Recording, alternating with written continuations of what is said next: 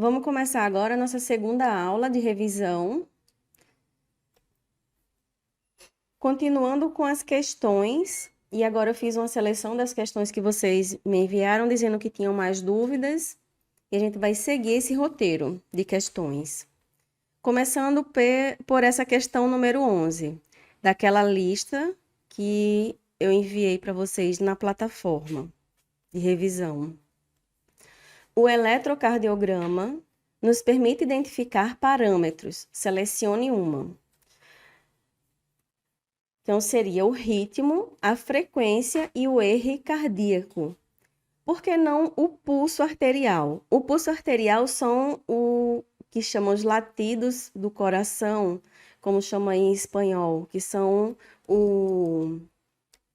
os latidos do coração, né? Que a gente chama em espanhol. Então, esse pulso arterial a gente consegue aferir em algumas regiões do corpo, como, por exemplo, no punho, que é a munheca, do lado radial, na carótida comum, na região do pescoço, pertinho do esternocleidomastóide. Então, o pulso não seria um fator que fosse auferido no eletrocardiograma. O eletro, ele consegue detectar ondas elétricas. Então, essas ondas seriam o ritmo, a frequência e o R cardíaco. Tensões está relacionada a músculo, frequência sim e ritmo, mas tensão não. E aqui na letra D, ele fala do pulso arterial e venoso. Na verdade, o pulso venoso não existe. A gente tem o pulso arterial, que é quando o sangue bombeia, sai do átrio, sai do ventrículo esquerdo o sangue, e essa força com que o sangue é jogado pelo coração, ela bate nas paredes dos vasos, por isso que a gente tem o pulso arterial. O venoso não há. E o R cardíaco é o eixo dele. Porque, de acordo com as polarizações e despolarizações da musculatura cardíaca, dá para ver qual é a inclinação que está o coração, qual é o eixo que está o coração. Vamos lá para a próxima questão. Que tipo de digestão e de lisossoma secundário se produz em uma célula capaz de fagocitar uma bactéria? Então, é a letra A. Como é que a gente sabe que é uma heterofagia em vez de ser uma autofagia? Tudo que é hétero é diferente ou então de fora. Como, por exemplo, heterotransplante.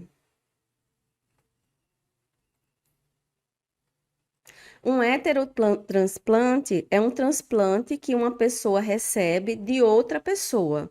Já um autotransplante é um transplante dela mesma, como, por exemplo, um enxerto, um pedaço de pele para uma pessoa queimada. Então, ela tira um pedaço de pele de um lugar para colocar no outro.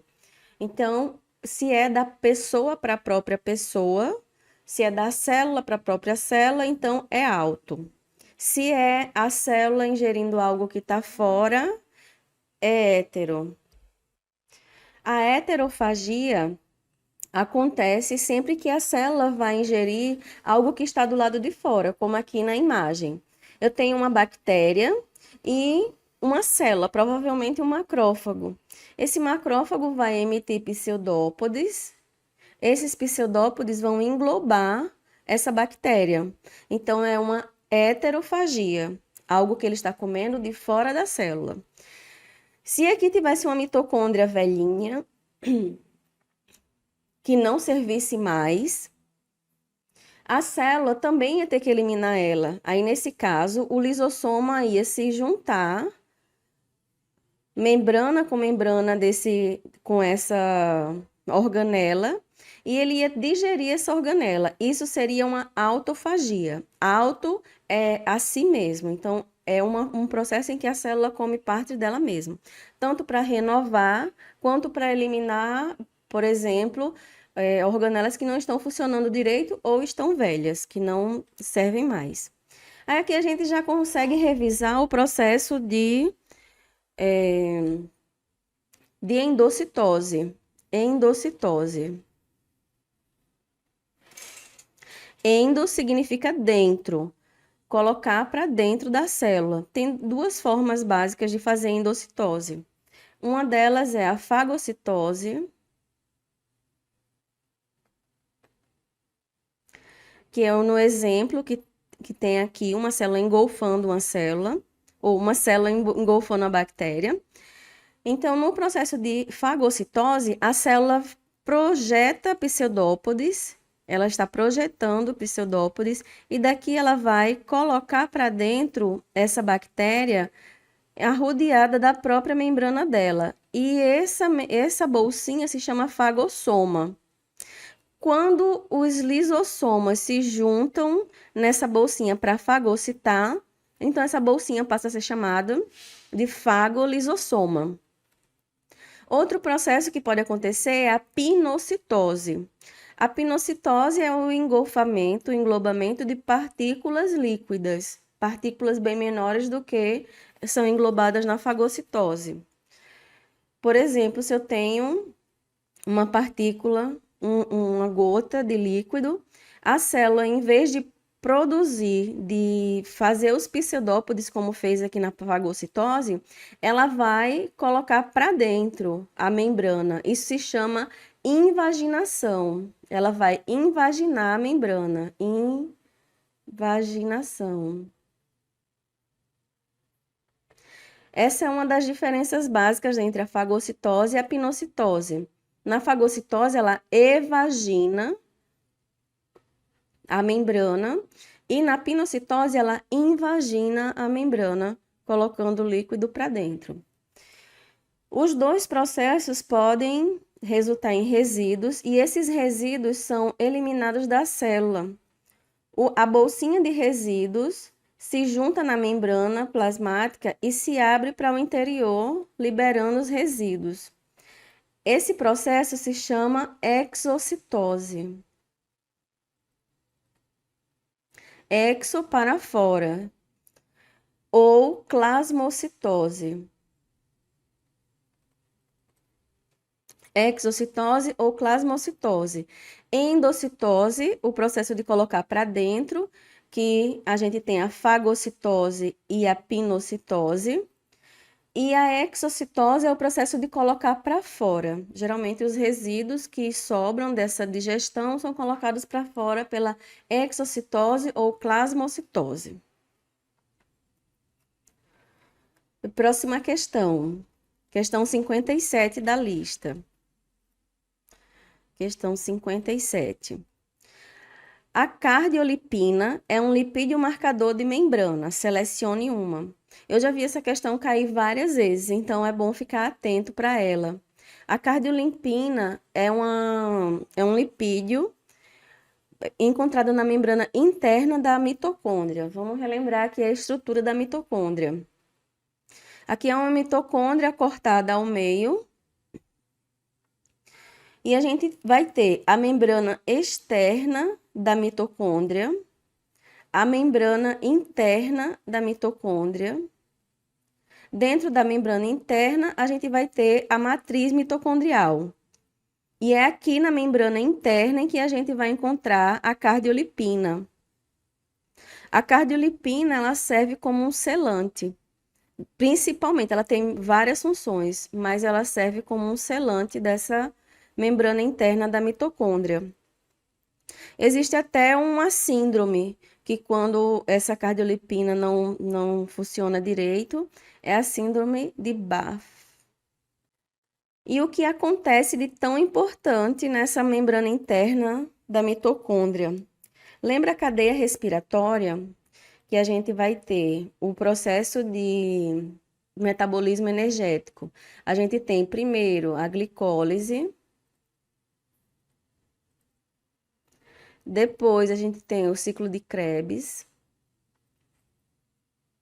ou o ciclo do ácido cíclico, e depois a gente tem a cadeia respiratória.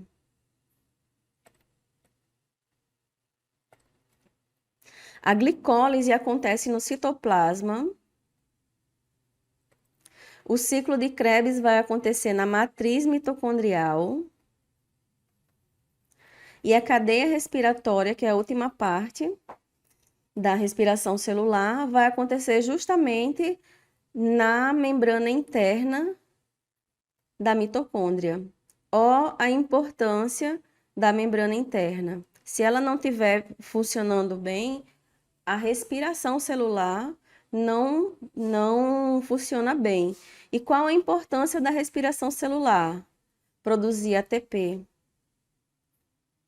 que é a moeda energética usada para todo o metabolismo do corpo. Vamos para a próxima. Questão 61. O fenótipo é aquele que se manifesta a respeito do genótipo. Então, qual vai ser a diferença do fenótipo e do genótipo? O genótipo, como o nome dele diz, está relacionado ao gene. O fenótipo é a expressão do gene. Então, vamos ver no exemplo prático como é que funciona. Eu tenho, por exemplo, azão, azão, azão, azinho, azão, azinho, azinho, azão, azinho. Isso aqui é um genótipo, porque eu tenho o cromossomo e vou ter o gene em determinado lugar no cromossomo. O lugar em que o gene se localiza, o endereço dele, é chamado de locus gênico. Locus gênico. O gene em si, ou gene, é a porção do DNA que consegue decodificar, fabricar, dar as ordens, dar as instruções para fabricar uma proteína. Ele vai ter as instruções de produção da proteína, de determinada proteína. Se eu tenho um DNA, o DNA ele é helicoidal, ele é bem assim, certo? Mas para fins didáticos, vamos desenhar ele dessa forma, aberto. Então, eu preciso do gene, eu preciso da proteína X, por exemplo. E o gene que produz a proteína X está nesse locus. Logo, esse locus aqui vai ser transcrito. E o que é ser transcrito? É o DNA produzir RNA ou ARN. E logo depois ele vai ser traduzido. E o que é ser traduzido? É quando o RNA produz proteínas. A transcrição é o processo no qual o DNA produz RNA e na tradução o RNA produz a proteína. E onde é que entra essa questão do genótipo e do fenótipo? O genótipo vai estar aqui no DNA. E o fenótipo é o que é a expressão, é como se vê essa proteína trabalhando. Por exemplo, se aqui o azão, o azinho, eles mandam fabricar, esse gene aqui manda fabricar uma proteína de cor vermelha, então o fenótipo é o que a gente vê nesse resultado do gene, o gene trabalhando, o gene ativo ali, como uma proteína. Então a gente vê o fenótipo vermelho. Uma coisa que parece genótipo, mas que na verdade é fenótipo, é o tipo sanguíneo.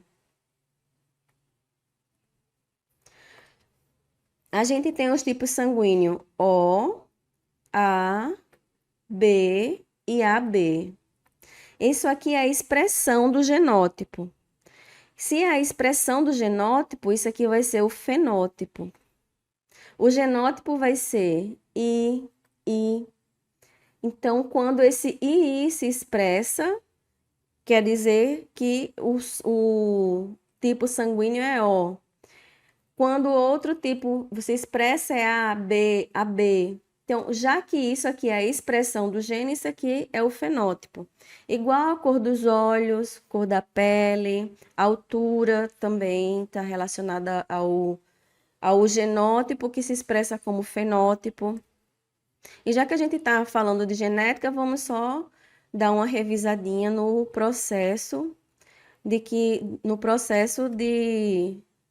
em que chega até a proteína. Então, eu vou ter DNA ou ADN, que ele pode se autoduplicar. O que seria autoduplicar? O DNA produzir mais DNA, então ele se autoduplica. Ele também pode produzir RNA num processo chamado transcrição, e o RNA é o que produz as proteínas. E as proteínas são feitas de quê? De aminoácidos. Só para relembrar também, qual é a proteína responsável pelo plegueamento, que é o dobramento correto das proteínas, que sempre cai em questão também, são as chaperonas. As chaperonas são responsáveis pelo plegueamento ou dobramento das proteínas. Mas quando essas proteínas não conseguem ser bem plegueadas, ou bem dobradas, ou então elas sofrem desnaturação, então o jeito é destruir a proteína para reaproveitar os aminoácidos. E quem faz essa destruição das proteínas são os proteassomas. A proteína, quando ela sofre desnaturação, digamos que eu tenho aqui uma proteína. Uma proteína, quando sofre desnaturação, ou então ela tá velha, não está conseguindo fazer a sua função normalmente, ou então ela já cumpriu a sua função, porque muitas proteínas elas são fabricadas, fazem sua função e depois elas não têm o que fazer ali. Então elas são quebradas para a utilização novamente desse aminoácido. O organismo, a célula, ubiquitiniza essa proteína. Ele coloca ubiquitina. Ubiquitina. E toda proteína que está com essa ubiquitinização, ela sabe que é para ser levada para o proteassoma. Então, isso aqui é a marca da proteína que vai ser levada para o proteassoma. Ela está ubiquitinizada, então ela vai ser levada para o proteassoma. A chaperona plegueia, dobra a proteína e o proteassoma quebra a proteína para reutilizar os aminoácidos.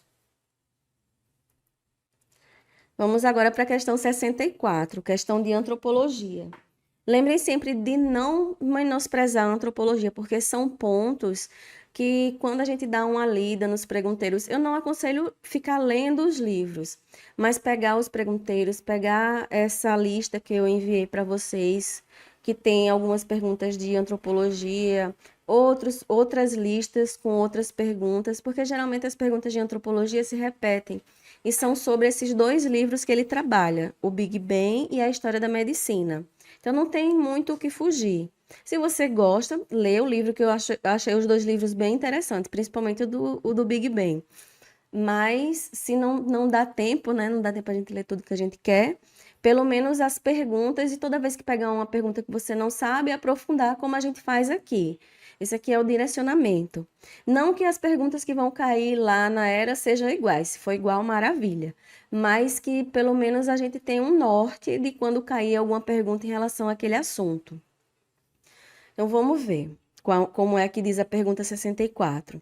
Para calcular a antiguidade de restos fósseis, se pode utilizar a datação por radiocarbono. Esse radiocarbono é o carbono 14.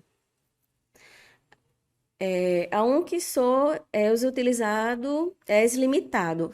Seu uso é limitado, porque só permite encontrar idades até quanto? 60 mil anos. E por que isso acontece? Porque ele é limitado. O carbono 14 é um isótopo do carbono 12. E o que significa ser isótopo? Isótopo significa que ele tem o mesmo número de prótons, é o mesmo elemento químico. Só que esse carbono, que tem a massa 14, ele é radioativo. E ele se acumula no organismo. Tudo que a pessoa come tem também o carbono 14 e vai se acumulando no organismo. E de acordo com a quantidade de carbono 14 que se encontra no organismo, sabe a idade daquele fóssil, daquele corpo. Como é que se sabe? Pelo chamado decaimento, também chamado de meia-vida. Meia-vida.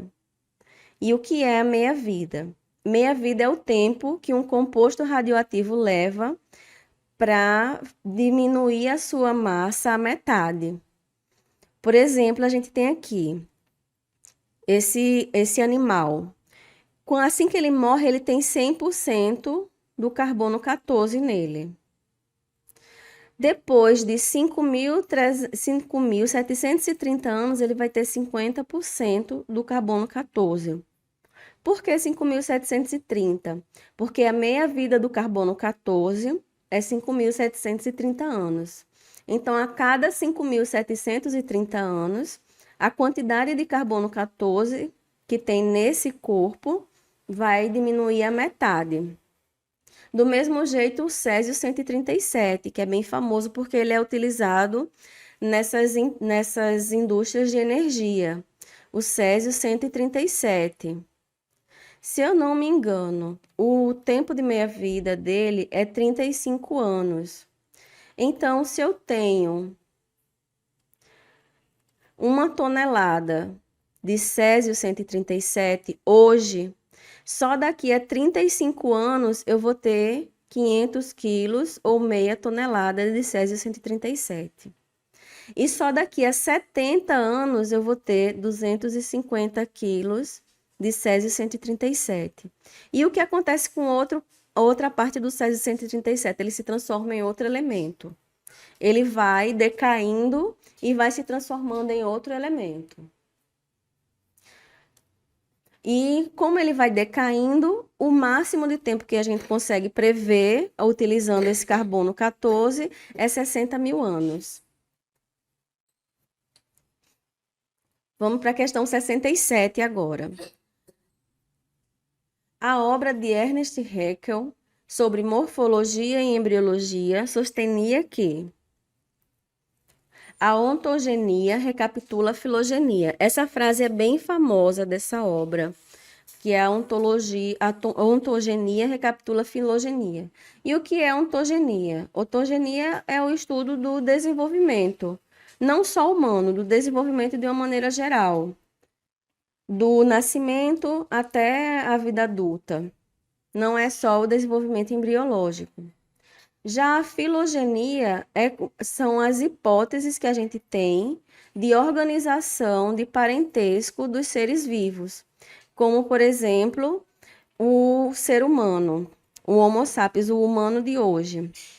Ele veio de um ancestral comum, e esse ancestral comum deu origem ao atual chimpanzé e origem a vários outros hominídeos até chegar no Homo sapiens e no Homo de Neanderthalis. E só sobreviveu, claro, o Homo sapiens desses aqui. Próxima questão, 71. Lucy é o nome que deu a um conjunto de ossos de uma espécie de hominídeo que viveu há cerca de 3,5 milhões de anos. Seu nome científico é... Tudo que tem H na frente é Homo. Tudo que tem A na frente é Australopithecus. Então, o nome de Lucy seria Australopithecus afarensis. E aqui a gente consegue comparar um chimpanzé, Lucy, que é um Australopithecus afarensis, e o homem moderno, como seria o esqueleto de um chimpanzé, da Lucy e de um homem moderno. Lembrando que não foi um esqueleto completo que foi achado de Lucy, foi uma parte do esqueleto. E daí, por computação, eles montaram o resto. Próxima questão, 72. Há 2 milhões de anos conviviam juntos, tanto existia um quanto o outro, coexistir.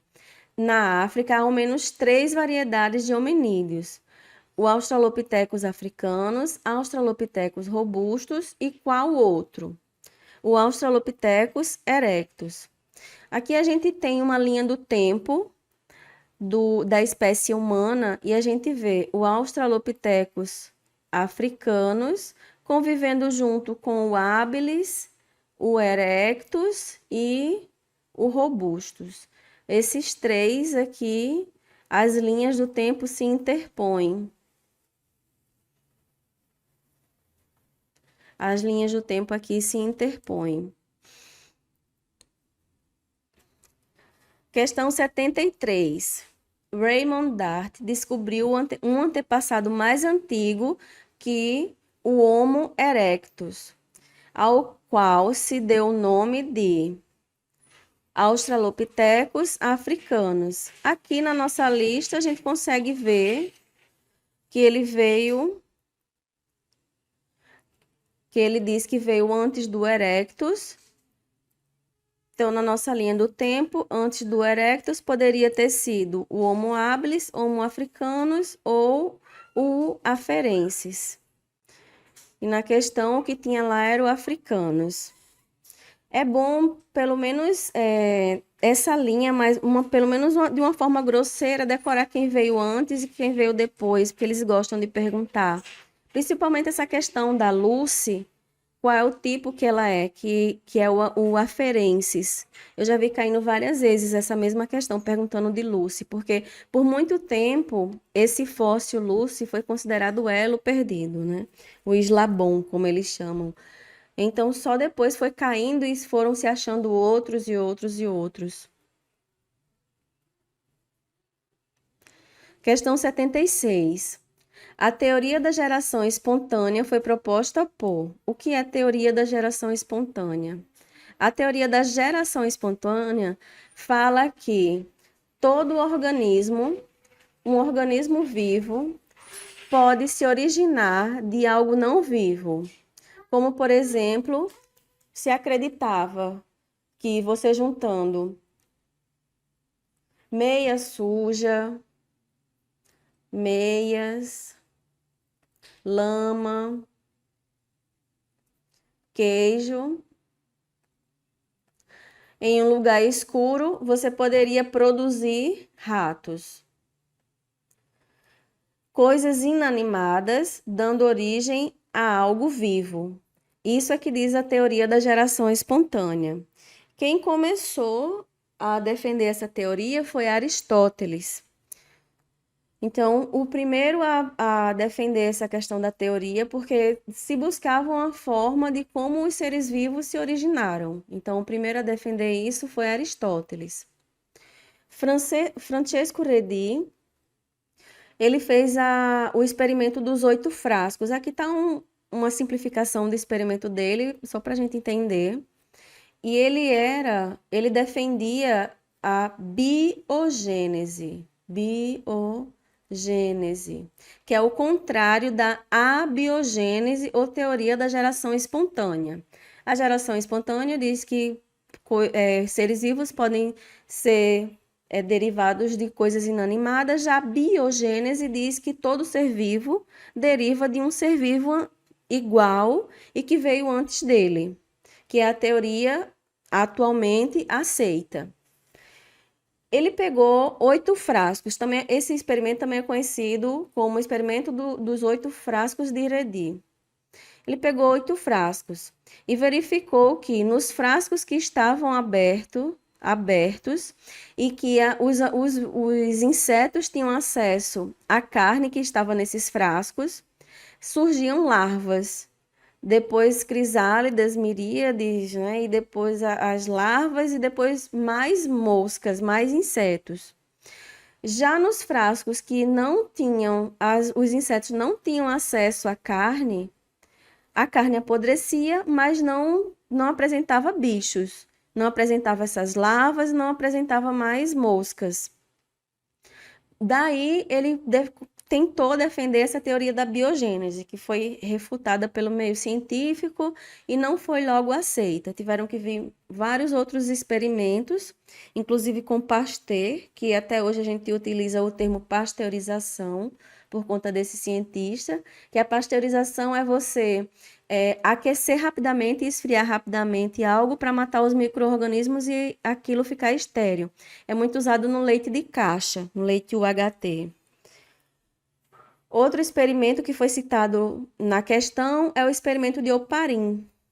Oparin tenta descrever como foi que surgiu o primeiro ser vivos, coacervados, que são amontoadozinhos de proteínas. Ele faz um experimento em que ele simula a Terra primitiva, em que tinha amônia, hidrogênio, metano, que é CH4, e água. Esses compostos eram submetidos constantemente a raios, a descargas elétricas. Então, ele tentou simular essa atmosfera primitiva, em que vinha a água em ebulição e se misturava com esses elementos e eram submetidos a constantes descargas elétricas. E ele conseguiu formar proteínas utilizando isso aqui. Mas também foi refutado essa teoria. Várias teorias foram refutadas tentando mostrar como aconteceu e depois elas foram aceitas. Já o que fala na questão sobre Aristóteles. Aristóteles foi um filósofo. E esse trio aqui, como é que funcionou? Sócrates foi mestre de Platão e Platão foi mestre de Aristóteles. É só lembrar da sigla SPA. Sócrates, Platão e Aristóteles, nessa ordem. Porque a gente sempre confunde quem foi discípulo, quem foi mestre de quem, né? Então, Sócrates foi mestre de Platão e Platão foi mestre de Aristóteles. Próxima questão, a 77, outra de antropologia. Essa questão também já vi cair várias vezes, porque é uma questão bem específica mesmo, falando dessa teoria.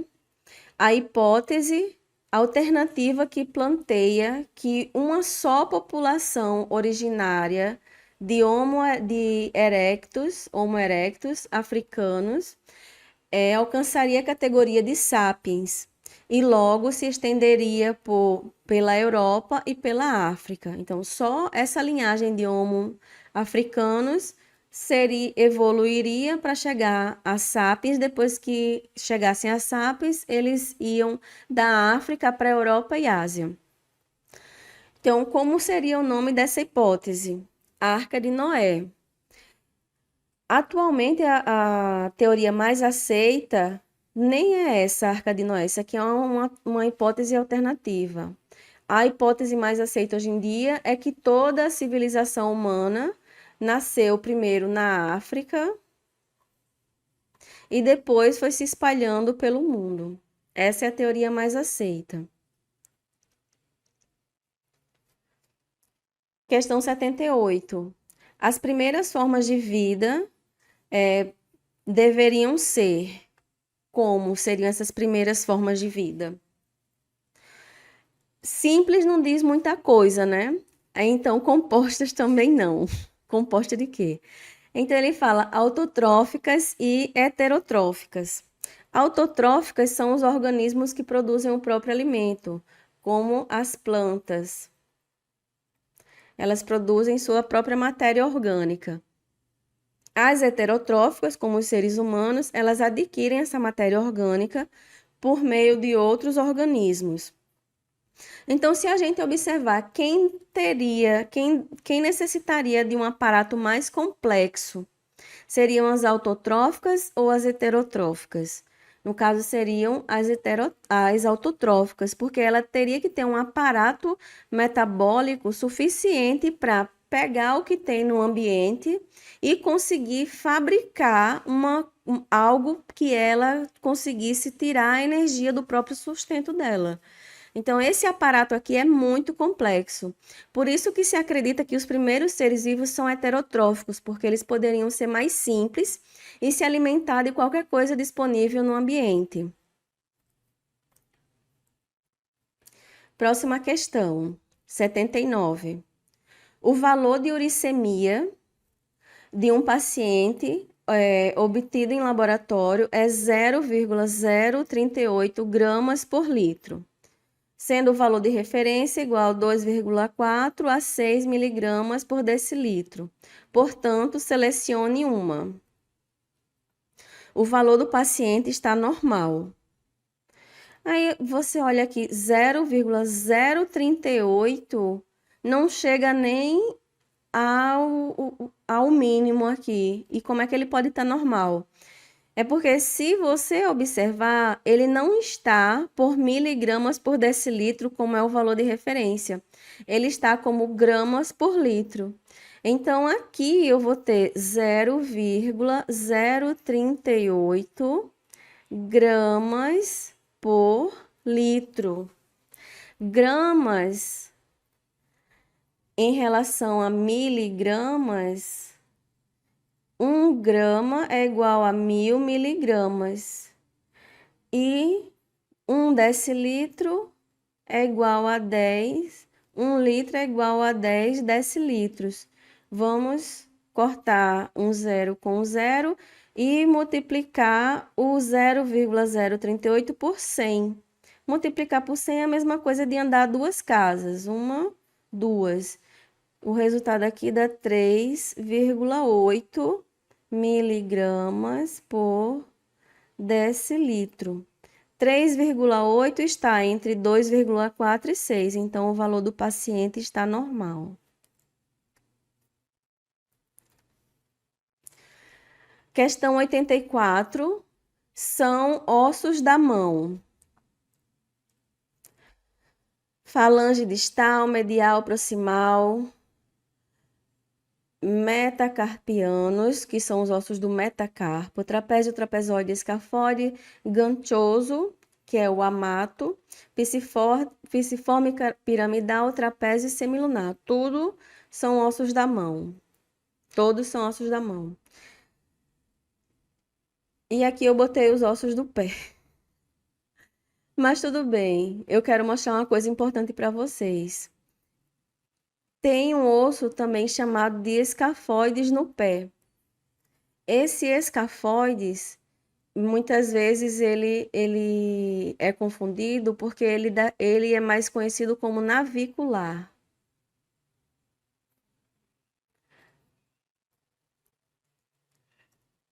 Vamos para a questão 89. Marque a correta. Entre as aurículas e ventrículas há válvulas. Sim, há válvulas, porque a aurícula e o ventrículo estão ligados. Entre a aurícula e o ventrículo há um espaço. Entre as aurículas não há ligação. Entre os ventrículos também não há comunicação. Se houver comunicação, é uma patologia, mas entre as aurículas e os ventrículos há comunicação. Porque ele coloca no adulto, em adulto, porque no bebê é diferente a circulação.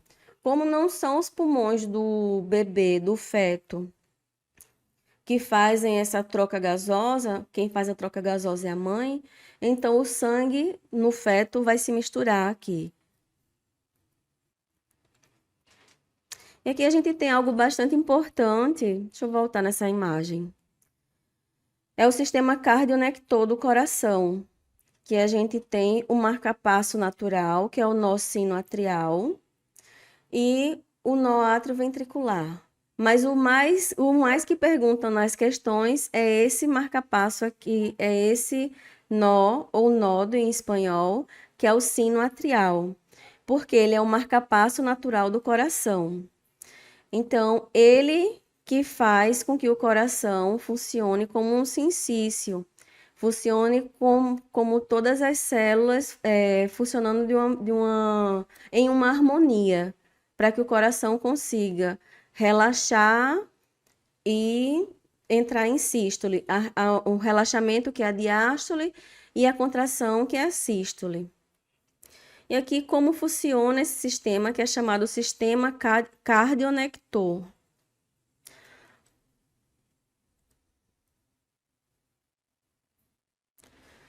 Que o sistema de condução cardíaco, exatamente isso que eu acabei de explicar, que é o sistema cardionector. E tem dizendo aqui, o sistema de condução cardíaco ou sistema cardionector finaliza com a rede de Purkinje. A gente tem um coração cortado, de um corte coronal ou frontal. Aqui dá para ver o nó sinatrial, que é o nosso marcapasso natural. E a gente pegou esse sistema cardionector e tirou do coração e aumentou aqui do lado. Dá para ver que tem o nó sinusal, que depois tem a via internodal, o outro nó, que é o nó atrioventricular. Esse nó atrioventricular desce como dois feixes, o feixe de His, que tem o ramo esquerdo e o ramo direito. E no finalzinho a gente vai ter as fibras de Purkinje ou rede de Purkinje, para o lado direito e para o lado esquerdo. E o sistema cardionector termina nessa rede de Purkinje. O sistema de condução, o sistema cardionector, finaliza na rede de Purkinje.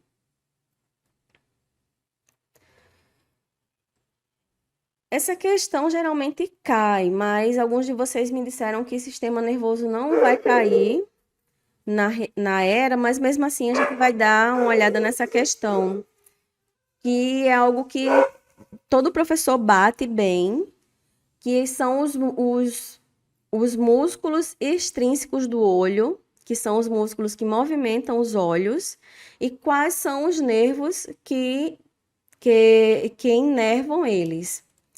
Então, os nervos que inervam os músculos dos movimentos dos olhos são justamente o 3, o 4 e o 6. Como é uma questão que sempre cai, eu acabei colocando aqui, porque às vezes pode acontecer do professor dizer que aquele assunto não vai cair, e não sei, quando vão elaborar, lá, puxa as questões do banco de dados, acaba caindo alguma questão. E como essa questão sobre a inervação dos músculos extrínsecos dos olhos, eu já vi cair várias vezes, eu vou deixar ela aqui na reserva, né? Vai que cai. Vamos na questão 98 agora. Qual das seguintes hormonas é segregado pela zona fascicular da corteza suprarrenal? Corteza, o cortisol. Então, não esquece mais a corteza, cortisol. E o que é a glândula suprarrenal? Suprarrenal ou adrenal, supra quer dizer acima. É uma glândula que vai estar acima do rim, esse chapeuzinho que fica aqui em cima dos rins. Se a gente partir ela ao meio, dá para perceber que ela vai ter um córtex e uma medula. Ela é dividida em córtex e medula. E esse córtex tem várias zonas.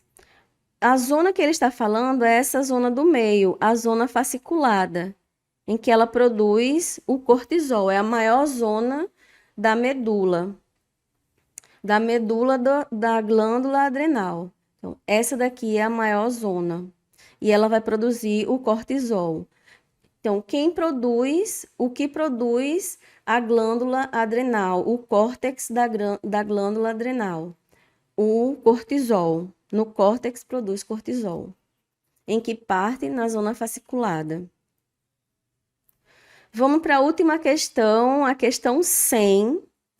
Qual é a extensão do peritônio que comunica órgão com órgão? Isso aqui eu também já vi cair bastante.